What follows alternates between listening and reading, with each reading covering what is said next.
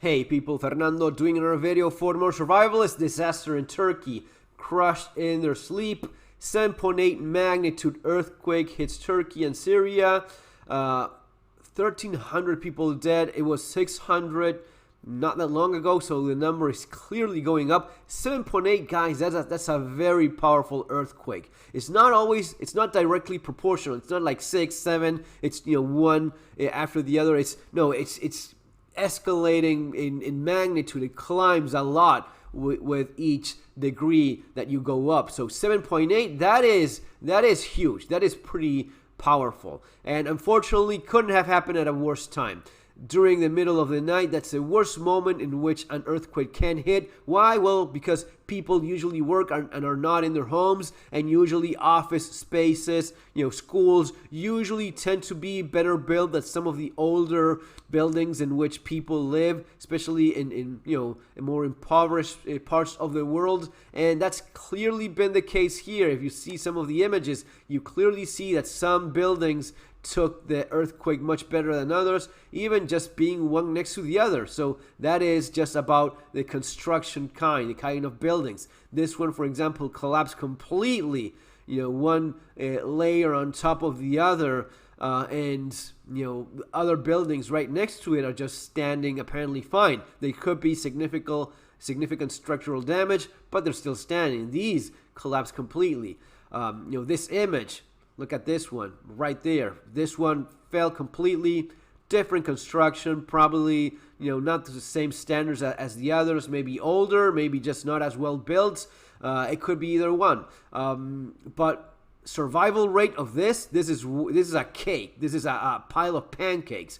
This is one floor on top of the other, with very little survival rate in something like this. Now, here is where I'd like to take a second to consider some of the horrible information out there. I've heard plenty of times, even from official outlets, like stay in your building. Really? Should I stay in this building as it's collapsing? Well, it is true that if you're out here and this air conditioning breaks off and falls and kills me, yeah, that is something that happens. That is a real thing.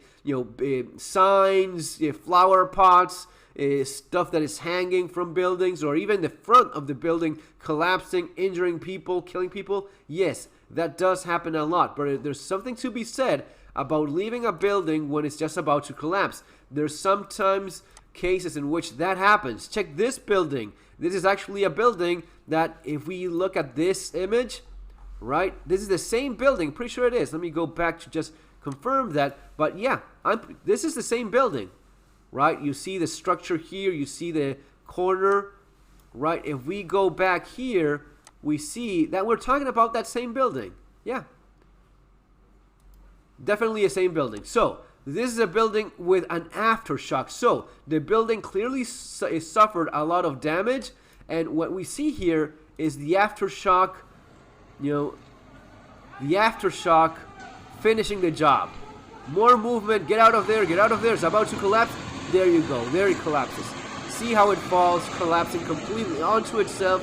No, there's no demolition here. This is how buildings fall apart. Some people don't understand how structure integrity works. When it collapses like this, there's very little to be done. It just falls like a pile of pancakes, one on top of the other. That's just the way it is. And the force of one floor dropping on top of the other just crushes the entire thing. There is something to be said about, if you have the time to evacuate and leave the building, get out of there. This idea of hiding under a table will not stop this from killing you. It is just not the way physics work. Just any, furniture, just lie next to a couch. Yeah, a couch will do nothing for you in this moment, right? So this, I don't even get it. Why is it people keep repeating this bullshit, this nonsense? Why is it that governments don't hire people that have a clue of what they're talking about? And yes, there is something to be said about closer to walls. Yeah, there is something to be said about that. If you have no chance of leaving, maybe you have a bit of survival rate. But if you can evacuate the building, if you can leave that building before it collapses, you may have a few seconds, you may even have a few minutes. You just don't know if the aftershock will finish the job. So staying there makes no sense whatsoever. If you cannot do that, well, yes, you do have parts of buildings that are structurally, the images are terrible. The amount of people hurt in all of this. When this happens, just being on a doorway will do nothing for you. Do you have parts of buildings that are stronger? Look at this. How some of these survived, some of these didn't. And these could have been, this looks like a block of buildings. So these may well be buildings that just one took it because of how much force it happened to, this one seems to have collapsed sideways. So all of these things, so very different. Look at this one, cracked there in the middle. And here you have the example of, yes, it is true. Standing here, right here in the middle, right next to the structural beam that you have here, yes, that provides more chance of survival. Some of these doorways where you have more concrete, where you have more structure around you, and these things just, they crack the way they're supposed to when they suffer catastrophic failure. These are the points in which it's being supported. This is where you have more a chance of it cracking and failing, and yeah, it definitely does. And when it falls completely, even some of these older buildings that have survived, I don't know, thousands of years, seems to be a pretty old structure, like some kind of fort is this? It eventually comes down to that. But very sad. What is it that you can do about this? Well, my advice would be pretty simple. Do you live in a high-risk area in terms of earthquakes? The answer may be yes. The answer may be no. We all know where we live. And if you don't, well, maybe this is not one of your biggest concerns. This is definitely a high-risk area in terms of earthquakes. So I analyze, where is it I live? Do I live in an older building? Do I live in a more modern building?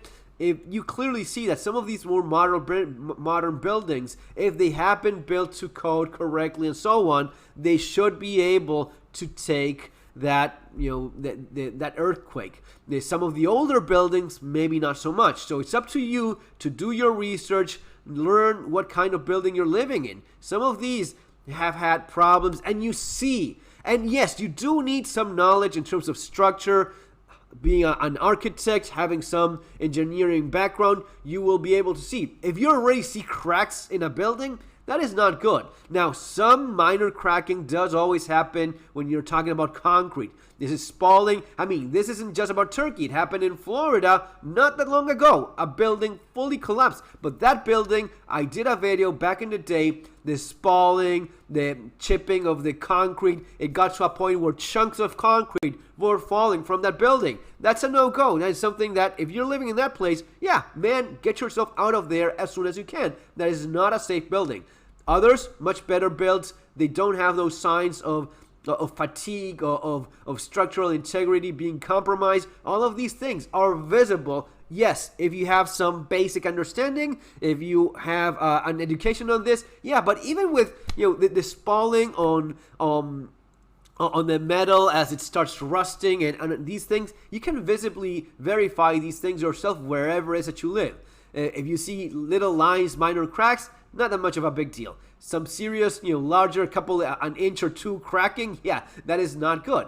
But having a plan B, where is it I would go? Where is it that we all go if the building is compromised? Where is it that I go even if my building survives, but there's no water, there's no power? Do I have a backup for those things? Do I have enough water? Water in earthquakes would be one of your main concerns. That is the thing that drives people nuts. Even if you survived the earthquake without an issue, your building, your house is still fine. Yeah, but you don't have water, that's going to be a problem. So all of these things are what preparedness is really all about. As always, you have my book, Surviving the Economic Collapse, where I cover a bunch of this stuff, and you probably want to look into. And of course, the channel is full of information. See you in our next video. Take care.